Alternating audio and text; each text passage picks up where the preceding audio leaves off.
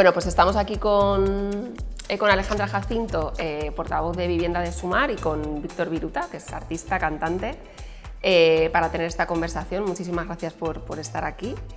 Y bueno, pues quería empezar, ¿no? Vivimos ahora mismo un momento, ¿no?, en el que están pasando un montón de cosas. Tenemos unas elecciones generales pues a la vuelta de la esquina, pero estamos como viviendo, ¿no?, todos los pactos políticos que se están produciendo para gobernar, pues autonomías, ayuntamientos. Y bueno, pues los derechos LGTBI están muy en el centro, ¿no?, de la batalla y de lo que está sucediendo, y bueno, pues algo tan simbólico como la bandera LGTBI pues no se está desplegando o no se va a desplegar en un montón de edificios institucionales.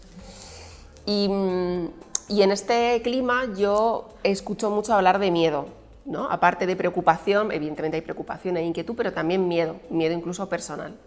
Y entonces quería empezar contigo, Viruta, para que nos digas, ¿no?, si tú sientes ese miedo, si tienes ese miedo y si sí percibes miedo a tu alrededor, miedo de que de verdad, aparte de un retroceso, ¿no?, que hablamos de un retroceso, pero miedo de que de verdad las vidas, sí, la seguridad personal, la seguridad personal y la vida, vuestras vidas vayan a cambiar. Sí, o sea, yo por supuesto que noto el clima de miedo en torno a las noticias que van apareciendo, a amigas a las que están agrediendo. O sea, ya no es la persona que sale en la tele a la que le ha pasado algo, ya todos tenemos cerca a alguien a quien le ha pasado algo. Entonces el miedo existe. Yo de todas maneras tengo muchísima suerte, pues porque mi imagen no me pone en el centro de la palestra. Yo soy una persona trans, pero ahora mismo ostento el papel de hombre blanco que parece cis en un momento dado, que es lo contrario de trans, para quien lo sepa. Es una etiqueta que le ponemos las personas trans a los demás para reconocer la otredad, ¿no? Y yo ahora mismo vestido parezco una persona no trans, entonces no corro peligro. Si no empiezo a soltar pluma, ni siquiera parezco una persona LGTB, puedo parecer un señor hetero en el autobús. Entonces yo no tengo tanto miedo en primera persona, puedo hacer la performance del género que a mí me da la gana para salvarme. Es mi pequeña cobardía, y lo llamo cobardía porque antes de mi transición yo representaba un papel de mujer, claro, un papel de mujer visiblemente lesbiana o algo así. Entonces antes era mucho más visible, todo el mundo en el autobús cuando yo entraba se notaba que había una persona disidente.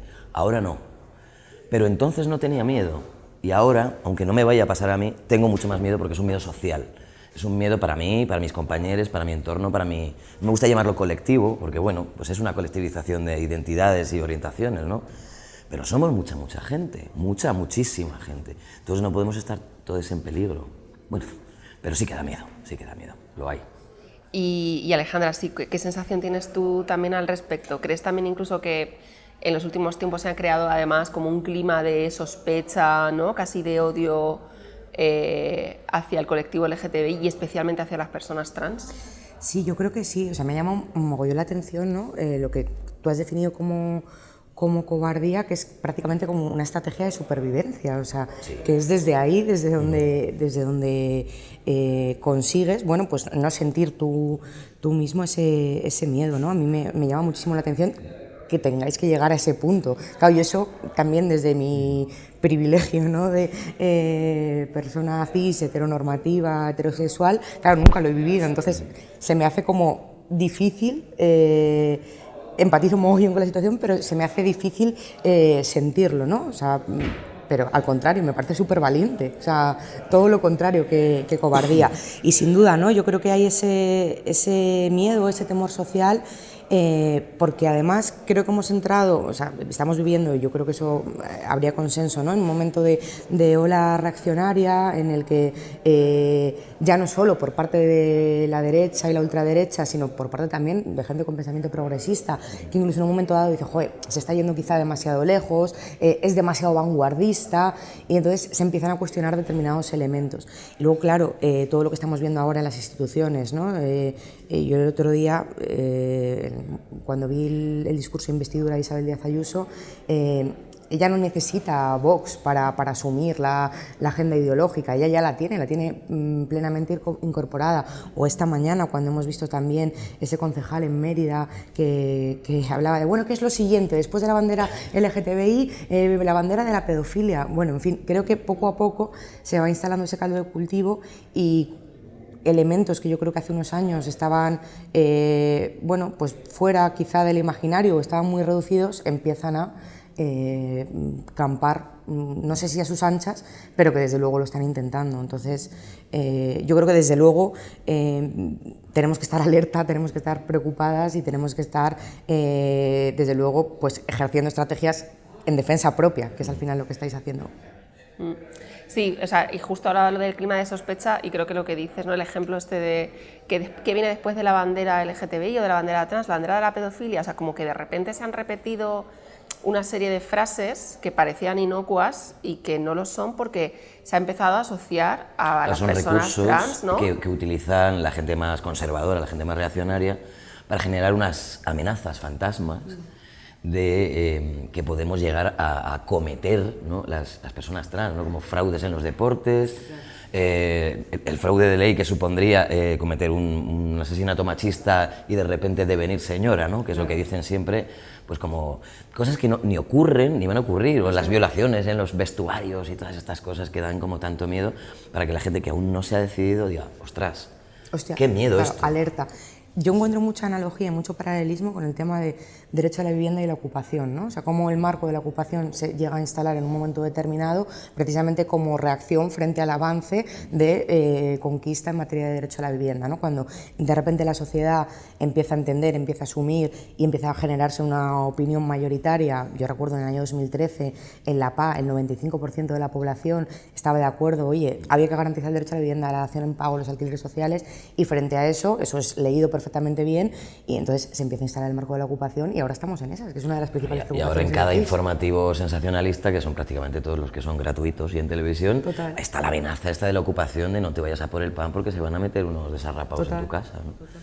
Y Bueno, sin embargo sigue habiendo edificios vacíos y tal. Bueno, no sé si hemos venido aquí a hablar de eso. No, pero siento que pero me interesa, tiene mucho que ver y me gusta. la analogía me parece súper mucho el interesante, paralelismo que pero has hecho. además también me parece que es interesante porque muchas veces hablamos de las personas trans como, ¿no?, algo que solo afecta a la identidad, pero también afecta, por ejemplo, a los derechos económicos, a los derechos sociales, en el sentido del acceso, por ejemplo, a trabajos, a tener un empleo o al acceso a la vivienda, ¿no? Es decir, que también el tener una identidad disidente, Sí. Sabemos, ¿no?, por estudios, por las experiencias que se comparten, que también tienes más difícil a lo mejor acceder a un piso en alquiler porque no te lo quieren alquilar, ¿no?, o a un empleo. Hay estudios, ¿no?, de los sindicatos que muestran bueno, cómo las personas LGTBI sienten que declarar serlo les puede restar posibilidades, o cómo no, es decir, que también eso afecta a otros derechos, ¿no?, económicos y sociales. Yo creo que está íntimamente vinculado, y de hecho tan es así que los datos a mí me parecen bastante escalofriantes, ¿no? O sea, partiendo de anécdotas personales que todas tenemos, ¿no?, de amigas a las que por ser lesbianas el casero te dice, no, es que sois amigas o sois pareja, no, pareja. Pues entonces, venga, que pase el siguiente en el casting, o sea, eso... Hasta que acaban diciendo que son amigas porque claro, tienen que vivir en alguna parte. Efectivamente. Entonces, pues vuelta al armario, La ¿no? misma estrategia de antes, ¿no? Y luego los datos, o sea, yo preparando un poco la conversación veía, ¿no?, como hay un 30% de personas trans más en situación de desempleo. El dato de personas en situación de sinhogarismo es abrumador, mucho mayor entre personas también trans. El dato de mujeres trans que han estado alguna vez en situación de calle, que han tenido que pernoctar en la calle, es un 10%, en fin, son datos terroríficos, o sea, son como vulneraciones y desigualdades plenamente encadenadas unas con otras, que te colocan, claro, en doble posición de fragilidad y de desigualdad. Efectivamente, además, las mujeres trans se llevan todo el peso, prácticamente todo el peso del patriarcado, como siempre. O sea, al fin y al cabo el machismo está detrás de la mitad de esta exclusión. O sea, otro conservadurismo que dice que como hemos nacido nos tenemos que quedar, pero pues puede ser las religiones, cosas así, pero sobre todo el machismo, porque es como una traición a tu género o algo así. Entonces, para las personas que son así, siguen siendo como hombres con peluca, ¿no?, las mujeres trans. Entonces son como hombres traidores que han decidido pasar a ser mujeres, que es un sujeto de segunda. Entonces no cargan tanto contra las masculinidades trans porque, hombre, claro, es ser un hombre o parecer un hombre es chachi, No, ni una cosa ni la otra. Normal que quieres parecer un ¿Cómo hombre. no? Mejor, Claro, por supuesto. Entonces las chicas trans, aparte, algunas, no todas, queremos también, las personas trans a nuestro alrededor, pero las que son jóvenes, bonitas y tienen passing, como llamamos las personas trans, a la capacidad de pasar por persona no trans, ¿no? El passing este. Entonces, si son señoras mayoras, si son señoras con rasgos rotundos, si son demasiado grandes, ya son demasiado incómodas. Entonces ahí es donde no les dan trabajo en ninguna cosa de cara al público, cosas así. Pues eso, ya te digo, las masculinidades trans, sobre todo si nos hemos hormonado, ahí de repente, por arte de magia, tenemos la suerte muchas veces de no sufrir la carga violenta total de la...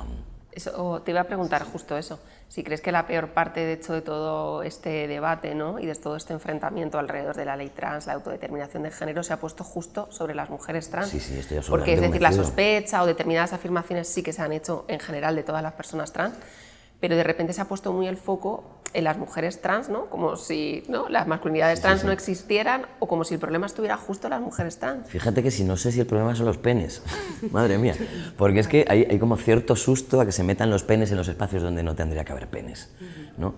Porque ya te digo, se pone el foco sobre ellas porque a nadie le resulta una amenaza en un vestuario de chicos. Yo soy un hombre sin pene metiéndome ahí a cambiarme y a alargarme a hacer gimnasia. Yo no soy una amenaza, no voy a violar a mis compañeros con mi no pene, pero una mujer trans en un vestuario. Claro. Sobre todo si no se lo ha quitado. Es un poco absurdo todo esto, toda esta guerra. No es el pene o no el pene, sino la traición y la visibilidad, o sea, que sean señoras visibles. Y por parte de un sector del feminismo, que además yo seré feminista hasta que me muera, le guste o no a la gente. Un sector del feminismo que también ha venido conservador de Estados Unidos, como todo aquello que heredamos, que es tan fantasioso, ¿no? Las TERF, las que llaman las TERF, son exclusionistas porque creo que han entendido que no ha habido todavía un momento histórico para las mujeres cis. Y es verdad que no lo ha habido, o sea, por eso yo no estoy diametralmente enfrentado con ellas. Me encantaría poder tener diálogo, pero es que yo creo que entienden que no ha habido un momento para la mujer jamás, y ahora de repente todas estas nuevas realidades se están imponiendo y están como ganando espacio y están pues muy enfurruñadas, pero yo espero que esto sea un momento histórico, solo ahora, y que pasado mañana empiecen a pasar cosas más bonitas y más de acercarnos. Porque ya te digo, el patriarcado tiene la culpa de todo. Vaya frase más pancartera, ¿no? Pero, No, pero sí, total. Claro, claro. Está claro, es que lo atraviesa también ahí Sí. todo el rato. O sea, que crees que quizá parte de la resistencia tiene que ver con, oye, ya tenemos mucho encima, hay muchas demandas que no hemos conseguido aún poner sobre la mesa, y ahora de repente, porque se escucha mucho esto, ¿no?, tenemos que encargarnos de otras luchas y tenemos que también, y vienen esta mujer, como que quizá, ¿no?, crees que hay resistencia a decir, oye, lo nuestro no se ha solucionado, sí. y vienen aquí Sí, otras sí, a tal, pero claro, ahí hay un problema, ¿no?, de lo que llamamos ahora interseccionalidad, ¿no?, de quizá Ya. una falta de entender que... De perspectiva. Que las luchas también están necesariamente conectadas. No sé cómo lo ves. Y que como que los derechos suman, ¿no?, en sí mismos, o sea, que no tienen por qué ser contrapuestos, es decir, que yo no tenga totalmente mis derechos garantizados, asentados, desarrollados, no significa, ¿no?, yo como mujer, que también sufro violencias y desigualdades, no significa que no pueda haber otras compañeras que también necesitan esos derechos y que en ningún caso tengo que verlo como una contraposición. Y que no te los Porque quitan a está, ti. claro, está todo para mí dentro de un marco más amplio, ¿no?, un marco de derechos humanos donde son complementarios, y efectivamente en la lucha de las mujeres pues estamos donde estamos, pero ¿por qué va a tener que ser incompatible con lo otro? Yo es algo que no... Que no entiendes me cuesta mucho ni es fácil de entender en realidad, pero bueno, yo muchas cosas pienso que es en el aquí y en el ahora. Espero que sean cosas que no hayan llegado para quedarse. Claro. Así Yo que... creo que es un momento también, en el momento en el que estamos, ¿no?, pero que con el paso del tiempo... Y decías que tú al final sientes, ¿no?, que al ser una transición y ser, ¿no?, masculinidad trans, estás, ¿no?, más al margen a lo mejor de... Sí, yo y mis compañeros de estamos bastante al ciertas margen miradas. de miradas y violencias cotidianas. Pero te iba a preguntar por si podías relatarnos, aún así, Claro. aparte de las violencias cotidianas, lo que también has vivido, ¿no?, de qué manera presiona la normalidad, o sea, cómo se nota, ¿no?, esa presión a lo largo de la vida. Sí, pues mira, ¿De qué yo maneras? tengo una anécdota maravillosa, bueno, maravillosa no, es una anécdota violenta que ilustra a la perfección pues lo que me pasaba. Ya te digo, yo cuando era percibido como sujeto mujer, pues tenía miradas, tenía insultos, cosas así, pero a mí me la resbalaba todo. Pero cuando ya me empeciné en tener una apariencia masculina, De repente un día fui a un bazar a comprarme una Coca-Cola, yo qué sé. Llevaba las uñas pintadas de Brigi Brigis, ¿no? Y me llegaron unos chavalitos de estos que llevan todo el mismo corte de pelo y que se llaman hermanos, ¿no? Están aquí, los típicos chunguillos del barrio, ¿no? Y me empezaron a empujar y me dijeron, maricón, maricón. Y yo dije, ahí va. Porque llevaba las uñas de colores. Y te delataban las uñas. Claro, porque era un varón haciendo cosas que no. O sea, mucho más violento y más chungo que antes. Y yo, joder, qué cosa más curiosa, ¿no? Y de hecho volví a meterme en el armario y les dije, oye, ¿qué pasa? Digo, me las he pintado con mi hija hoy. Mentí como un degenerado otra vez para que no me empujaran. Luego salí cabreadísimo. Dije, tendría que haber sacado la bandera arcoíris y haberme cagado en todo. Dije, pues no, porque estoy en Orcasitas, que es mi barrio, pero he perdido la mano de Dios, son las 12 de la noche y voy a sacar la bandera yo solo. Entonces es muy importante sacar la bandera esta semana y cualquier otra y visibilizarse cuando es un entorno seguro, sí puede ser. Y cuando es un entorno inseguro, si se tiene la valentía de hacerlo, también. Y si no se tiene, tampoco pasa nada. Y si, no se exactamente. Si se tiene la valentía de hacer, pues la cola de la frase era importante, si se tiene la valentía de hacerlo, es importante hacerlo, y si no, pues hay que salvarse la vida también. Pero bueno, luego había violencia administrativa, violencia por ejemplo, ponos a poner ejemplos, porque creo que hace falta a veces ejemplos concretos pues para que la gente en las administraciones no sabe de nada. Entonces, antes era un periplo, verdaderamente, sacarse el carnet de identidad y cambiar cualquier dato. Yo soy una persona trans no binaria, pero en su momento decidí que simplemente quería dejar de llamarme el nombre de niña que me pusieron. Y me puse uno de niño, pues como me podía haber puesto cualquier otra cosa, ¿no? Pero durante todo ese proceso de viajar, pues había, pues eso, violencia administrativa en las fronteras, de usted no es esta persona, usted no sé qué. Porque no cuadraba tu apariencia, claro, el documento, porque mi cara no cuadraba con mi nombre. Y luego en el ginecólogo eso es una fiesta, o sea, pues los ginecólogos se pegan unas sorpresas que no veas. Y bueno, a veces te tratan mejor de la cuenta, ¿no? En una especie de... Yo creo que últimamente... De paternalismo. que se habrán empezado protocolos, probablemente, que yo desconozco, muy bonitos, de preparación del personal médico. Entonces, cada día pasa menos. Lo voy viendo yo periódicamente. O sea bien, una evolución para bien, dirías. Bien, o sea, yo cuando las cosas van bien hay que decirlo también, por favor, claro que sí. Igual que en colegios, institutos, en los que dejan todavía. Hay veces que hay grupos de personas LGTB dando manuales de buenas prácticas al personal docente y no docente, al bedel, a la gente de la puerta, tal, para que traten al alumnado trans y cosas así. Eso se ha estado haciendo, a ver si no se deja de poder hacer. Pero es súper importante. Entonces, sí he recibido, pues eso, ciertas violencias, pero cada vez menos. Y no porque yo me haya empoderado más, ni porque haya cambiado físicamente más, sino porque de verdad que yo creo que se está molestando la gente en hacer las cosas mejor. Y eso también hay que agradecerlo. ¿Y crees, Alejandra, de hecho, que, por ejemplo, a veces, no sé cómo lo ves dentro por ejemplo, de la política y del activismo también, ¿no? A veces sí que se va mejorando en protocolos, en tal, pero de repente, pues no lo sé, y pienso también en el mundo de la empresa, ¿no? O dentro de un partido, igual que de repente empezamos a hablar de, oye, hacen falta protocolos antiacoso en todos los espacios, ¿no? Pero hay que pensarlo, hay alguien que tiene que pensar, oye, tenemos que tener un protocolo antiacoso. Pues igual hay que tener un protocolo para si alguien en un partido o en una empresa inicia una transición, ¿no? Para ver qué necesita esa persona, para generar un espacio seguro. No sé hasta qué punto eso a veces aún se nos olvida que hay que generarlo, Yo creo que aún se nos olvida que hay que generarlo en muchos espacios. Sí que tengo yo la misma percepción, claro, sin vivirlo en primera persona, de que obviamente, ¿no?, hay ciertos avances, consolidación de derechos, protocolos, pero claro, no en todos los ámbitos, ¿no? Yo creo que se reduce estrictamente a la legalidad escrupulosa, ¿no? De, pues aquí me imponen y efectivamente pues tengo que hacerlo. Pero sí, efectivamente, no sé, en el activismo, en los propios partidos, yo creo que ahí está todavía como el reto, está como por hacerse y está por llegar también. De hecho, ahí podríamos aprender muchísimo de los activistas de calle, claro, porque tienen muchísima mejor organización y protocolos y banderas rojas y cantidad de cosas que se deben, que no se deben, que se pueden, que no se pueden hacer. Hay agresiones como en todos los sitios, hay sorpresas como en todos los sitios, pero hay muchas disciplinas que la gente no se imagina. Yo, de hecho, recuerdo en las asambleas del Movimiento por la Vivienda, ¿no?, en la que yo participaba, que era la plataforma de afectados por la vivienda pública, que claro, antes de empezar la asamblea, pues siempre leíamos ahí como la cartilla a todo el mundo y decíamos, oye, es un espacio libre de violencias, aquí no se permite el machismo ni el racismo, pero lo decíamos siempre antes de empezar la asamblea como recordatorio para, sobre todo, la gente que era la primera vez que venía. Y quizá era un poco burocrático, ¿no? Tener que hacerlo siempre, pero bueno, tomábamos esa... Pero es una manera de hacerlo explícito, ¿no? Sí. De que quede claro, de no dar, porque a veces igual el error es Claro, se darlo da por hecho. claro. No, claro. y en papeles, en las paredes, escrito, Sí. este espacio está libre de actitudes capacitistas, Sí. racistas. Sí, eso, y luego, por ejemplo, porque sí que en este espacio libre de, pues eso, de violencias, de tal, pero por ejemplo el hecho de decirle, explicitar a la gente, oye, elige el pronombre con el que quieres que nos refiramos a ti, eso quizá no está tan Eso no está tan instalado. instalado, Vamos, ¿no? Sí, Yo no, las- no, es verdad, no está instalado en el mundo. Claro. En general, lo de los pronombres Que se se va, reduce se al va, contubernio de personas trans o gente que conozca personas trans, hoy por hoy. O gente que esté muy preparada. Y que sigue, o sea, que a mucha gente le sigue estallando la cabeza. En plan, Claro. O sea, como que, ¿a dónde vas? ¿Te has ¿Pronombres de casado, qué? no? Claro, Sí. claro. Sí, yo creo que por ahí todavía está todo pendiente. ¿Cómo hubiera sido, no sé si te has imaginado cómo hubiera sido tu transición con la ley que tenemos ahora, con la ley trans? Pues infinitamente menos farragosa, seguro. Porque en el momento que yo decidí transitar, yo tenía 35 años, hace 10, ahora es mi cumple 10, Ay, de repente. felicidades. Gracias. Y estaba ya era después de la ley 2007, por lo menos.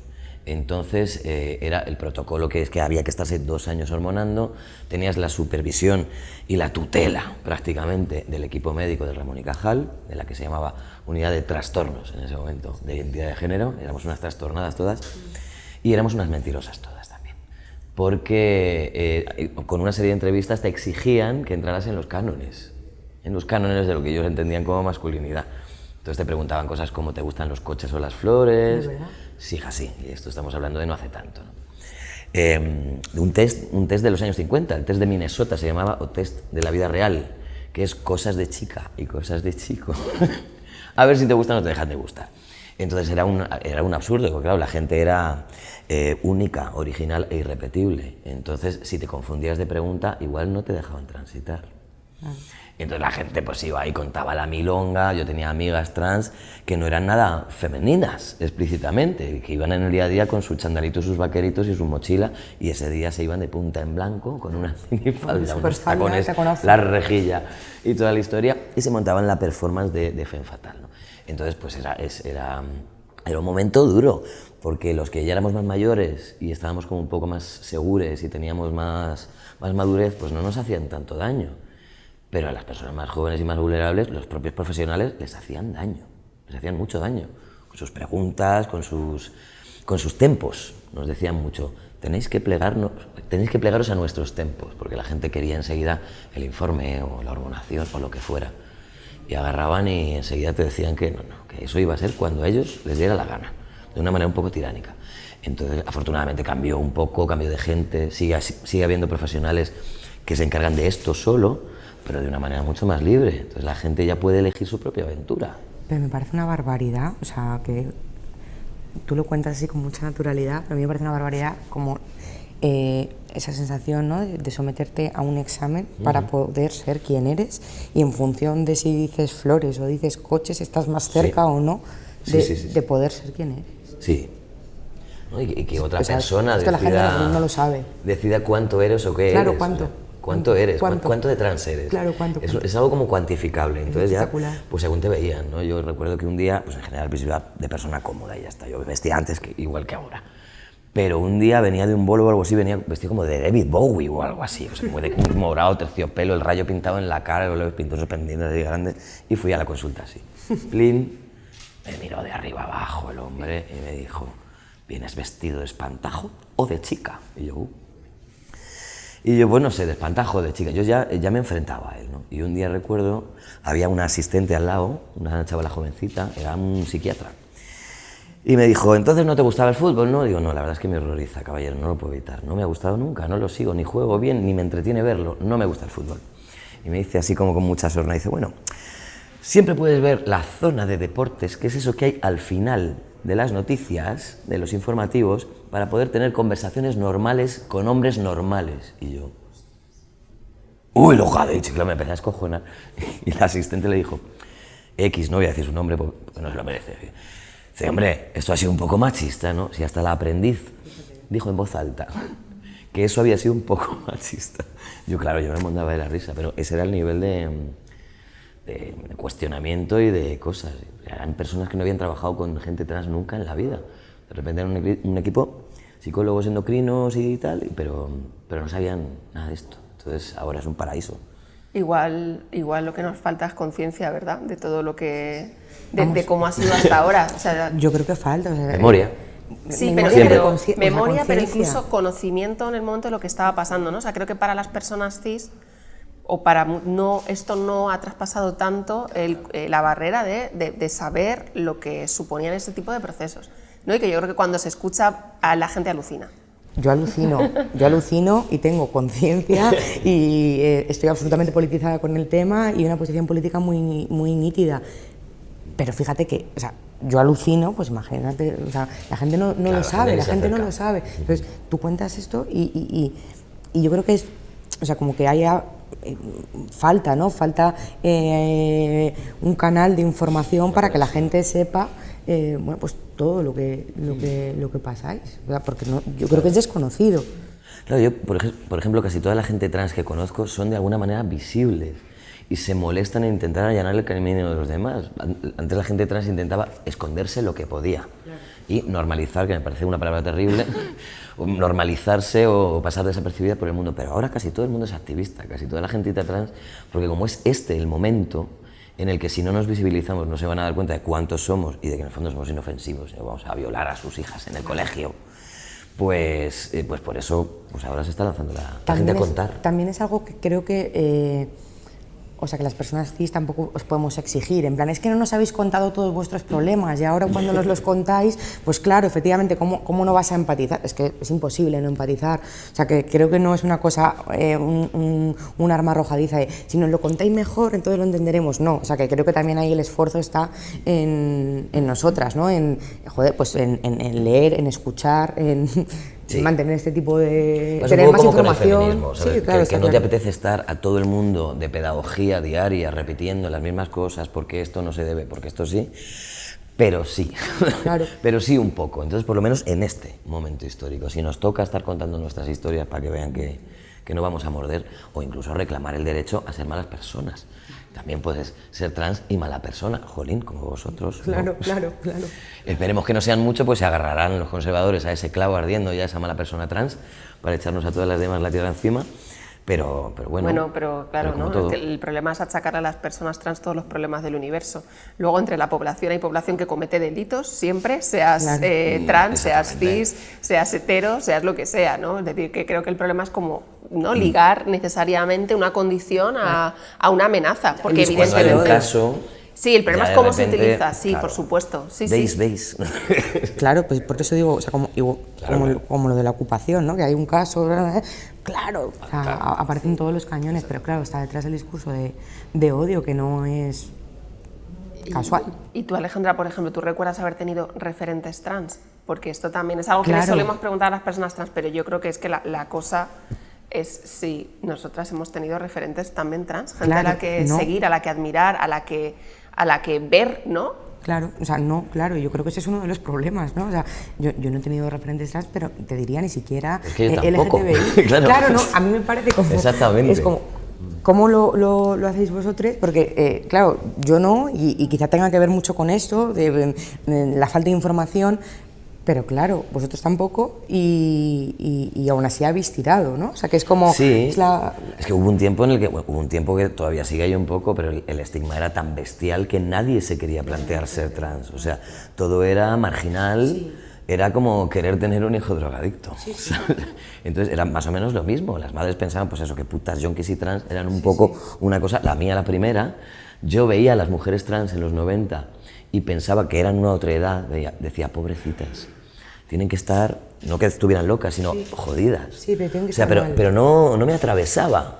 O sea, de hecho, estaban en mi continuum, yo iba a Chueca, las veía, tal, casi siempre eran trabajadoras sexuales, porque a ver, ¿de qué van a trabajar? Y yo las pensaba como diciendo, pobrecitas, qué vida más complicada. No me imaginaba yo... ¿Les ha caído? Sí, el marrón que les ha caído, no me imaginaba yo que un día al final iba a tomar ese camino. Pero pues sí, el resto de la sociedad, pues qué menos, si ha sido... Hasta que han empezado a aparecer las infancias trans, que ha sido algo maravilloso por un lado, pero que los pobres también se están llevando por todos los sitios, ¿no? Y sus madres también, que parece que son las madres las que les meten a trans, a los pobrecitos.